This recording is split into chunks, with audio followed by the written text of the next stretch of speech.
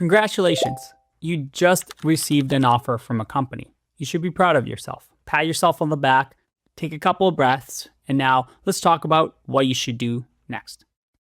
You just received an offer. What is your response going to be? If you say, "Yep, this sounds great, let's do it," you just ended the conversation. You just accepted and you've closed the door on any sort of negotiation. That's it. As a recruiter or an interviewer, their job is done. They hired you. But is there a better way? Remember, we don't want to end the conversation here. Instead, you might want to say something along the lines of this. "This sounds fantastic. I really thought this was a great fit when I met you and I interviewed you, and I'm really glad to see that we both agree and you see a good fit here. Right now, I'm talking to a few other companies, so I can't really speak to the full details of the offer until I'm done with the interviewing process and I'm closer to making a decision. But I'm sure that we can find something that works great for us because I would really love to be part of your team and I had a great time interviewing and I could really see myself working there long term." You see what I did there? I kept the conversation going and I let them know that I'm interviewing at other companies, but I didn't seem very greedy. I instead said that I would love to work from them, but I want to make sure that I make the right decision based on the offers that I get. Remember, I was very positive. You want to be positive when handling an offer. You don't want to seem greedy or that you're just shopping around.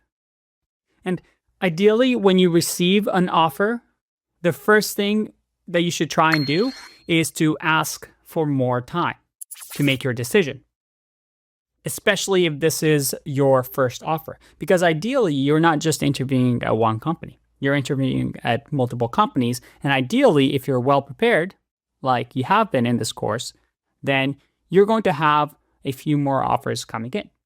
So time is the most valuable thing you can ask for here.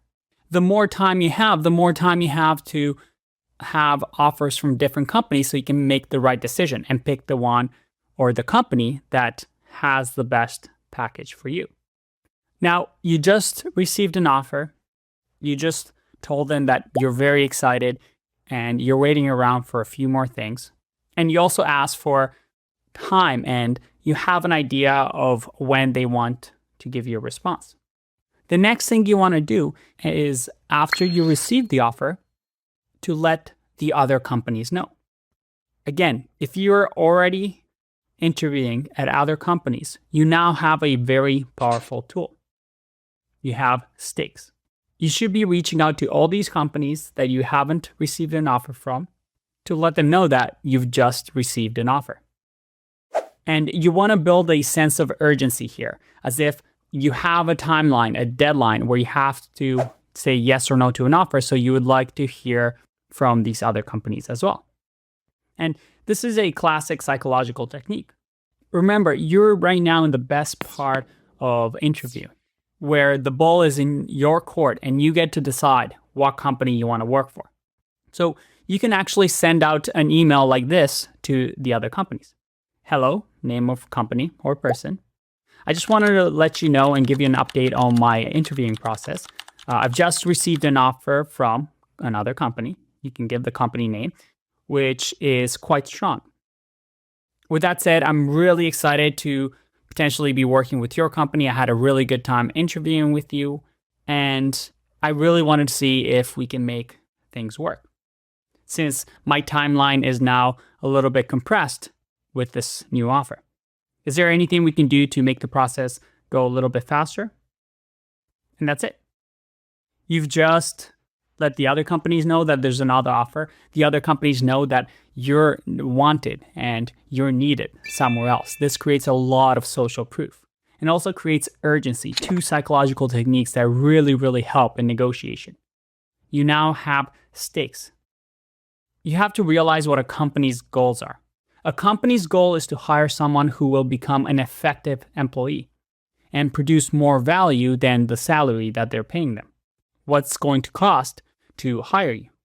Companies try their best to figure out which candidates can produce that value. It's a risky business, right? And it's impossible to know for certain until they start working at the company and start producing results. But there are a few ways of companies finding out. That's what they interview for. That's why they have coding challenges or coding interviews. And another one is to see if somebody else wants them. If another company wants you, that means you succeeded through their interviewing process. When you're interviewing at big companies and you have an offer from a big company or a competitor, let's say you're interviewing at Microsoft and Google just made you an offer, you should definitely mention that, even the company name, to Google so that they know you're wanted. That creates a lot of social proof. So remember, no matter how useless or pointless you think this email to other companies may be, you want to send this signal to everybody, letting them know that a company wants you. It's a huge, powerful negotiation tool. Finally, always know when the deadline is to respond to an offer. Be honest with them and tell them that you're waiting on other offers from other companies. And you want to make sure that you make the right decision. They may want to try and rush you and tell them that you have to give them an answer by tomorrow. And you have to ask yourself, is that the type of place that you want to work? They should respect your time and the fact that you are trying to figure out the best option. When you're declining an offer, be polite and don't burn any bridges. Don't be mean, because you never know when you might see them down the road, or the person who is the recruiter there might move to a different company. And you never know when good relationships might take you further along down your career. So let's go over a few things. What should you do? The first thing is, when you receive an offer, you should know exactly what salary you want. You have to go in there knowing what your value is, what you're willing to get paid. You need to make sure that you do your research on the average industry pay. You want to make sure that you're getting paid what the average professional in your industry is getting paid or above it. So you want to do your research and use websites like salary.com, glassdoor.com, payscale.com, or just simply Google it. And I'll leave resources for you to find this out after this video. The next, what value do you provide? You know what type of salary you want, but really ask this question and be able to answer yourself, what value are you going to provide for the company? What would you improve in the company? What type of traits do you have that make you a valuable hire? Think about how the company is going to drive value from you. And by doing this research beforehand, you're able to use this when negotiating your salary. And you can mention how you would provide value and why you deserve perhaps a higher salary or a higher offer than they've currently given. And then finally, you want to always go higher than what you wish to get, because most likely they're not going to agree with your initial demands. And you want to meet somewhere in the middle where both parties feel like they have a win-win situation.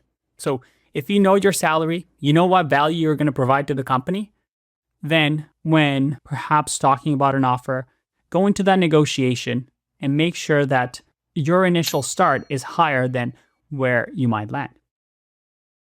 That's it for now. Let's talk about an even more exciting topic in the next video, which is what to do if you're lucky enough to get multiple offers. I'll see you in the next one. Bye-bye.